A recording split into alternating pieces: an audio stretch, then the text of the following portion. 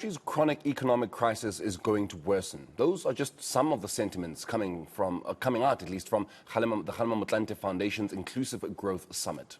It held back no punches in describing the ANC-led government with the world's highest poverty and inequality rates. The country is in desperate need of economic reform. eNCA senior reporter Aviwe Mtila is in Drakensberg and filed this report for us. Between 1995 and 2019, South African average GDP growth was the third lowest among G20 countries.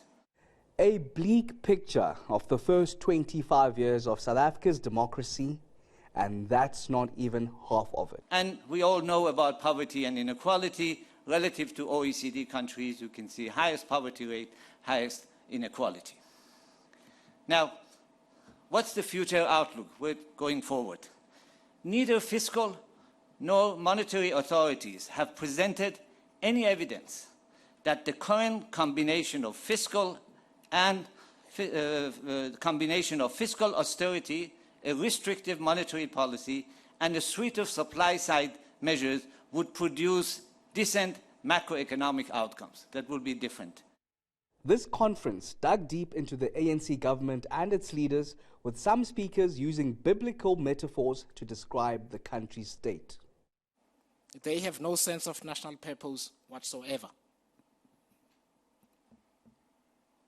And so ordinary South Africans are not naive. They know a scam when they see one. And so over 25 million of them don't vote. Instead, those who are sufficiently desperate and activated resort to violence to attract the attention of the elites. These are not only growing in number, but scale, and will continue to do so.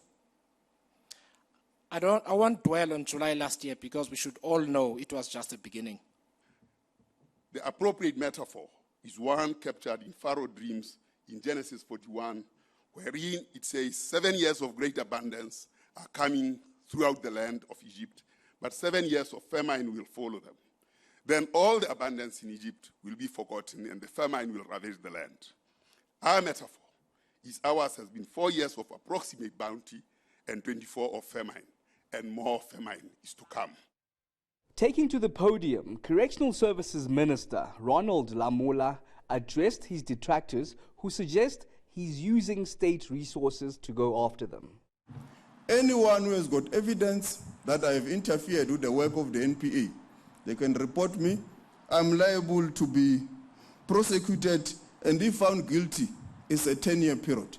I therefore challenge anyone in this political silly season, in the ruling party in particular, where those that are called to account, they run behind conspiracies, that they are those that are directing the work of law enforcement agencies to arrest them.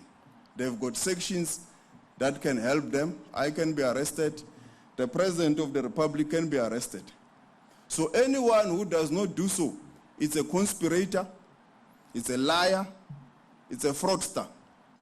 On its third and final day, the Inclusive Growth Conference will map out the much-needed road to recovery. Aviwe Mtila, Drakensberg, KwaZulu-Natal.